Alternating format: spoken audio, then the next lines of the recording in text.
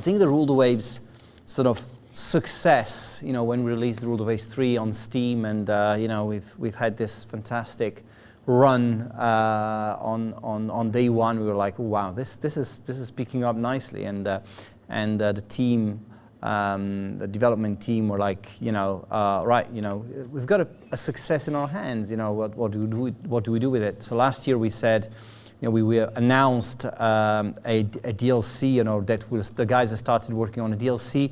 What is the current situation on Ruled Waves, and sort of give us a just overall scenario of where we are? Sure. Well, I'll just say Ruled Waves is one of my personal favorite games as well. It's a classic old school war game sandbox that just lets you put on the big hat of a Grand Admiral and, run your Navy from 1890 to 1970 through an amazing series of changes in technology and doctrine and all that. So this is the first ever expansion for Ruled Waves 3. So we've been doing a lot of updates, including a major engine upgrade for the game. We've been giving out a lot of both feature changes and improvements for free, but this is the first full expansion. So this one, I think the whole team is excited about, and we're glad to be able to get it out there. This is going to give us several new features that haven't been seen before. The first thing is, the team that made Ruled Waves 3 has previously put out some games that are less of a campaign sandbox and more of just about individual battles. And we wanted to bring some of that also to the Ruled Waves 3 audience. So we built in a quick battle generator that serves two purposes. It first takes and gives you a way, if you want to just build a ship and try it out in battle without having to go through the whole campaign and hope that you get the right battle to happen, you can set this up. And you can see here, you can pick the nations, you can pick the year, you can pick the crew quality, and you can pick the size of the battle. And then you can pick from pre-generated ships, or you can design your own ships and arrange them how you wish. And here it's also letting you pick exactly where on the globe you want to fight. So you set all this up, and you can have both a battle sandbox that you can spend a lot of time setting up with exactly the designs you want to trial them out, or just if you want to launch Ruled Waves, but you say, I don't have a time for a campaign now, I just want to fight a quick battle.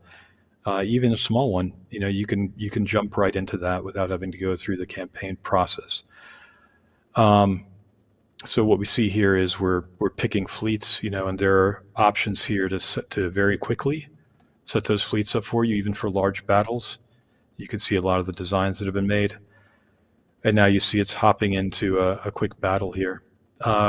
That's one of the main features. The second main feature that I'll talk about while this is playing is that we also have historical scenarios. So a lot of people were wondering, well, how would, because Ruled Waves is a sandbox, so things are historical, but not precisely historical, because once you start your campaign, you're creating your own diverging history that has its own set of battles and wars and such between the nations.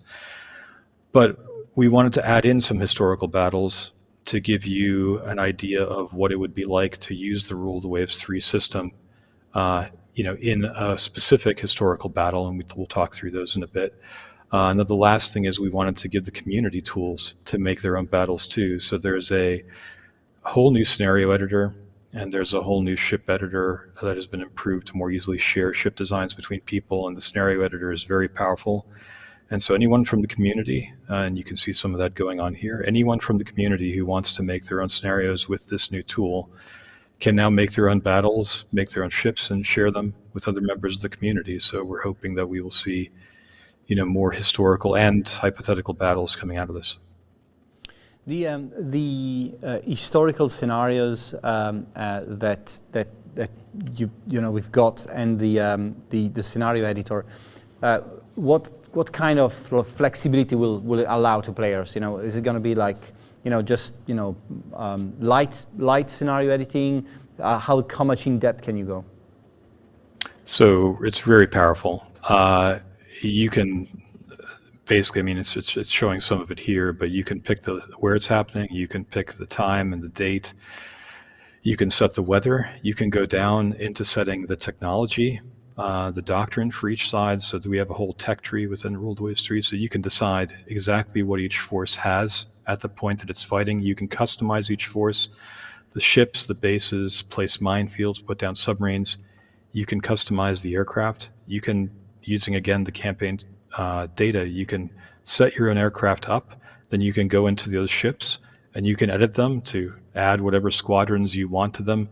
You can customize your force behaviors. You can set alternate options, so you could have a battle where you have a what if, like we did with one of ours, where you have a possibility of additional battle cruisers showing up for Dogger Bank or something like that.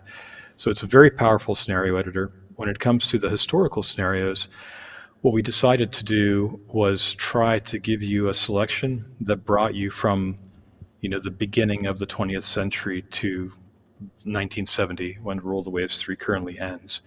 So we start with the battleships and dreadnoughts era, with the Battle of the Yellow Sea, which is part of the Russo-Japanese War, where you have the two Russian fleets trying to join up and the Japanese trying to stop them. We have Dogger Bank, which is basically German and British battlecruiser divisions with escorting destroyers fighting it out.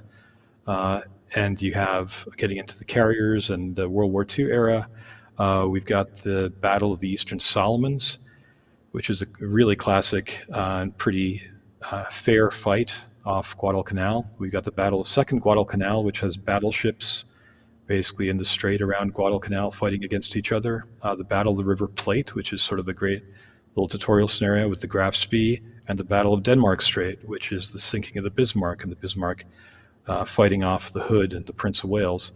And then we finally get to the missile era, and we created a hypothetical for this, a hypothetical Cold War battle in the Mediterranean between NATO and Soviet navies fighting it out with missiles and jets. And each of these, I just want to say, has had a lot of time and effort put into the historical ship designs and the aircraft designs and everything. And these are things that now, as part of this expansion, will be in the base game too. So when we talked about battle generation and battle design and things like that, once you have this expansion, you can also pull from a lot of those historical ships that we put in there and use them how you wish. It's incredibly detailed, of course, as you would expect from Rule of the Waves. What is fascinating, I think, is that it's really the ability to sort of change so many different elements and sort of replay the same thing with just slight changes. It's just a great exercise as well to sort of see what the slight changes can do to your battles, because most of the times we're sort of creating something and just leave it there and then just play with it, but then we don't want to tinker with it. Right, in this case, you can really create your perfect scenario and go into as much detail as you want, which I found really fascinating. What's your favorite era in the game to play with? Do you have a favorite? That's a tough question, but I have to confess, I enjoy the later eras for their own stuff, but I love throwing in the Dreadnought era, I just love throwing big battle fleets against each other. It's just fun, especially when you've still got that initial crossover, the early Dreadnoughts and still some of the pre-Dreadnoughts around. It's because I mean at this point technology wasn't that fast, so you've got like you can come up with uneven battles that are pretty cool to play as well. Yeah, and I mean where it begins, it's just not that far removed from. I used to do some Civil War naval wargaming with ironclads and such, and the early pre-Dreadnoughts are really not that different from some of the late ironclads. It's kind of fun from that perspective too. Great stuff. Thank you, Eric. When is the game releasing? February 2026. That's on Matrix and Steam. Not too far at all.